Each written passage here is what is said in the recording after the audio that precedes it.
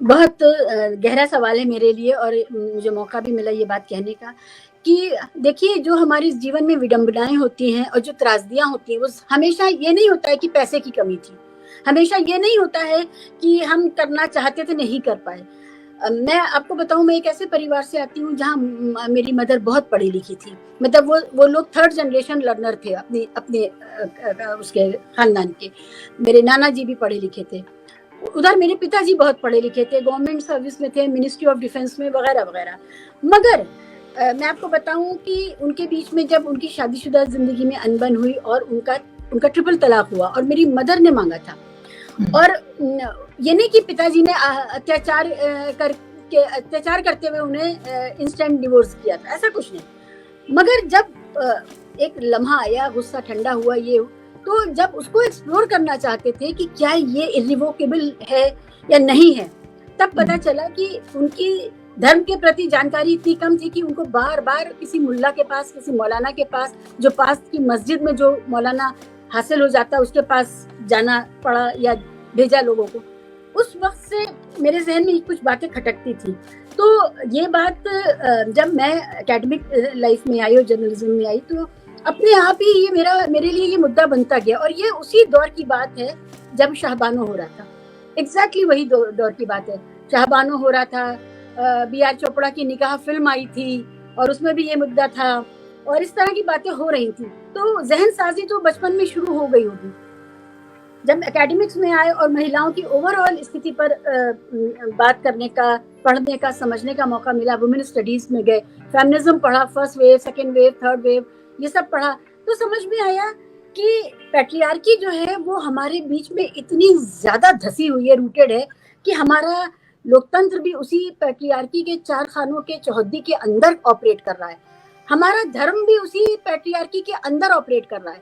और इन सब संस्थाओं के, जिनको हम डेमोक्रेसी कहें या रिलीजन कहें, इन सब के वजूद में आने से पहले पैट्रियार्की अपना सिक्का जमा चुकी है और हमें उसी की शर्तों पर जीना पड़ेगा।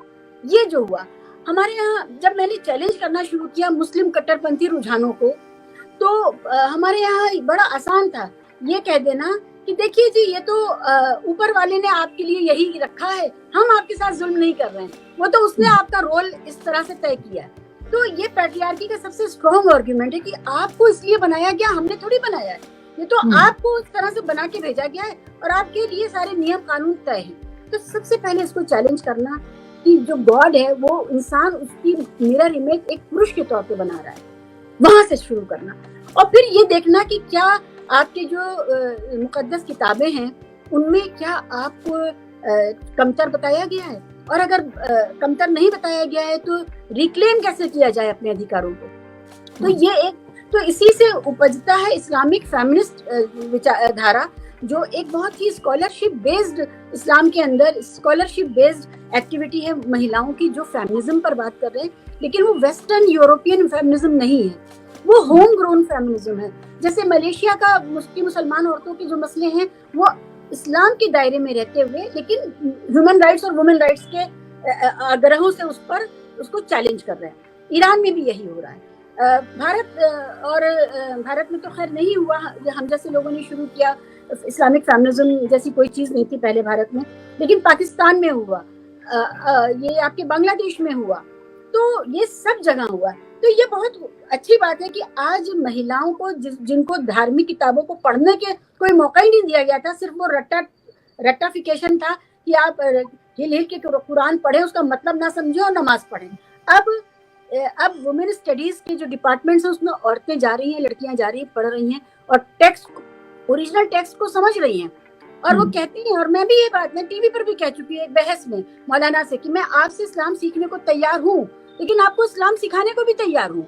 बी प्रिपेयर, जब आप मुझसे बात करेंगे, आप मेरी नानी से ये बातें कर सकते थे, मुझसे ये बात आप नहीं करेंगे क्योंकि मैंने ओरिजिनल टेक्स्ट पढ़ा है।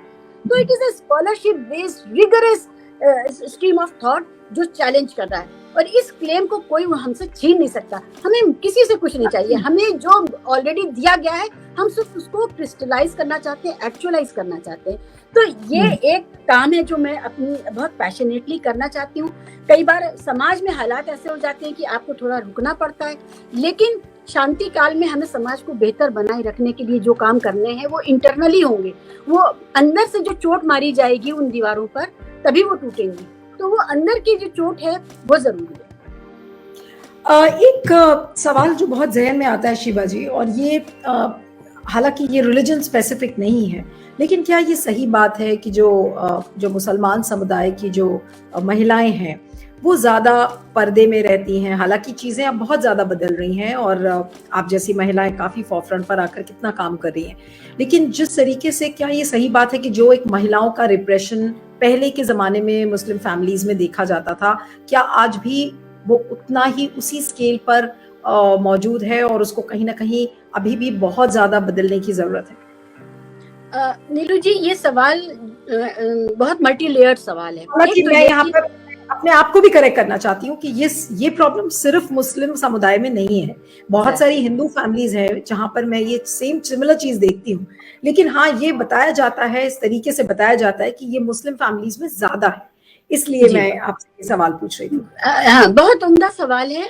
भारत की जो मुसलमान महिला है उसके आगे 3 तरह के एक्स्ट्रा चैलेंजेस हैं। एक तो ये कि वो बहरहाल एक बहुत ही पैट्रियार्कल और ट्रेडिशनल समाज का हिस्सा है, जिसको हिंदू समाज भी आप कह सकते हैं, सनातनी समाज भी कह सकते हैं।